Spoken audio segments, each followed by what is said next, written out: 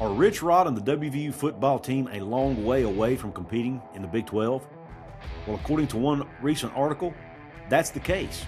I'm going to react to that article, give you my thoughts on it, and we're going to talk about what grade Rich Rod deserves in his first year back at the helm of the WVU football team. Let's have that conversation right now.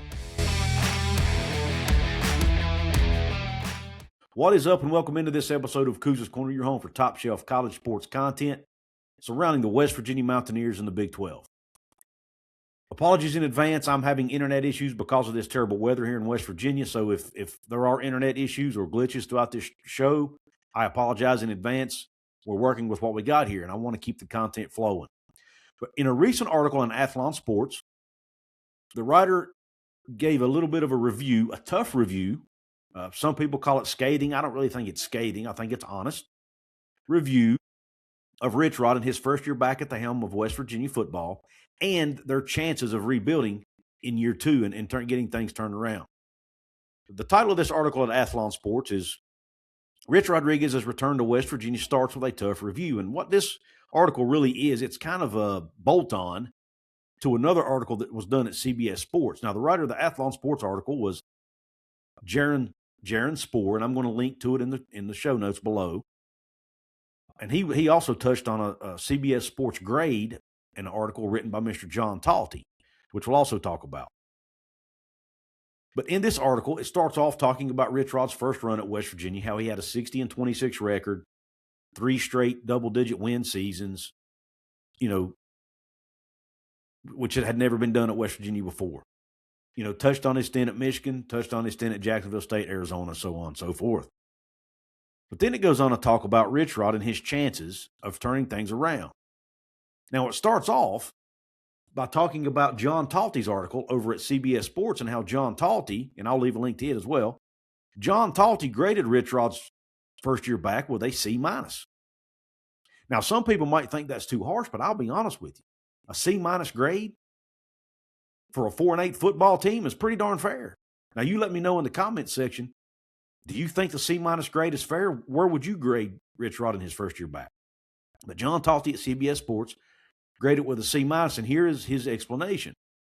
Rich Rodriguez learned that the reality of returning home is more challenging than the dream of it. In a much-publicized return to a school he won 60 games in 7 seasons at the first time around, Rodriguez's Mountaineers 2.0 looked overwhelmed and a long way away from truly competing in the Big 12.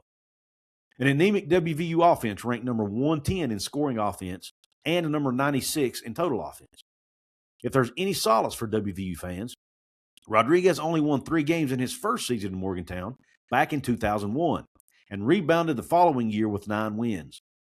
With how much the game has changed, though, it'll be much more challenging to have that big a turnaround in 2026, end quote. And that was from John Talty's article at CBS Sports.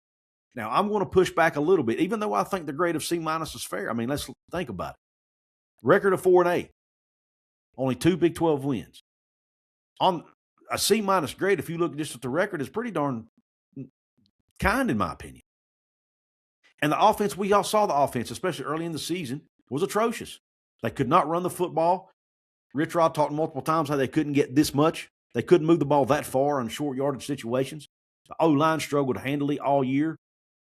Struggled mightily all year, I should say. We all know the issues. We don't need to rehash all of that. And when you look at the 110 in scoring offense, 96 in total offense, that's out of 136 schools, FBS schools. That's pretty darn bad. So a grade of C- is more than fair, in my opinion. Now, the comment that it's a challenging turnaround, more challenging than it was in 2001, I'm not so sure I agree with that. In the age of the transfer portal where you can rebuild your roster, I would argue that it actually is easier to turn things around. Now, is this John Talty basically saying, hey, Rich Rod is going to struggle with the transfer portal? Maybe so. You let me know what you think. I think the verdict is still out on that. We need to see what this team does in 2026. They're once again going to have about 80-plus new players on the roster. He's doing it a little bit different this time. He's getting more players that have played. He's getting more players with experience at the FBS level, even some with Power 4 experience. that have played more snaps, and he's getting guys who are younger. He's not building with as many seniors this time around. But it's yet to be determined. Can he do it in year 2? And now the writer of this article, Athlon, goes on to say that Rodriguez's return to Morgantown carried nostalgia and hope, but the on-field results quickly showed how much college football has changed since his first tenure. Talked about how they looked overmatched at times. That's fair. They did. I'm not going to debate that. You can't debate that. It's a fact. Talked about how their offense struggled and failed to generate consistent production against conference opponents. Now, we did see progress with this team as they got later into the season. You know, they were able to beat Colorado. They upset Houston on the road. They were competitive against both Arizona State and TCU.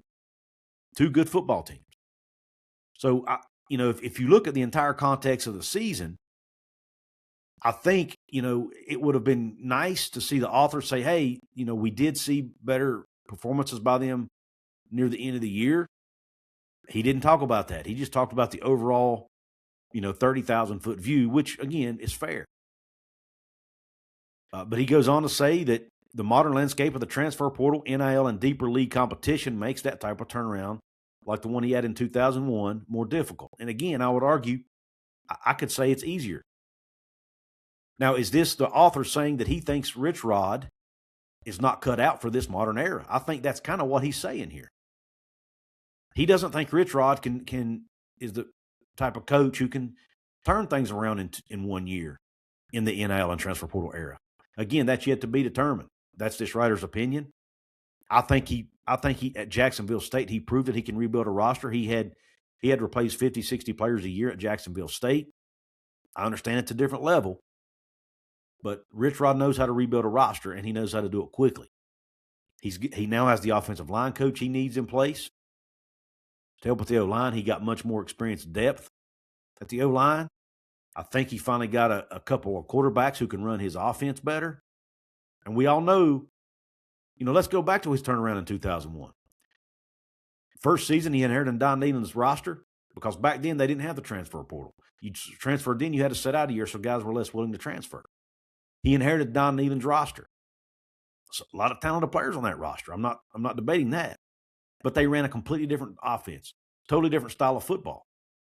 So it took him a year to get what he needed, and he inherited a quarterback by the name of Brad Lewis. Now, Brad Lewis was not a bad quarterback per se, but he just wasn't a fit for what Rich Rod wanted to do. He needed a guy who could be really good at running the football. That was not Brad Lewis. He was a pocket quarterback.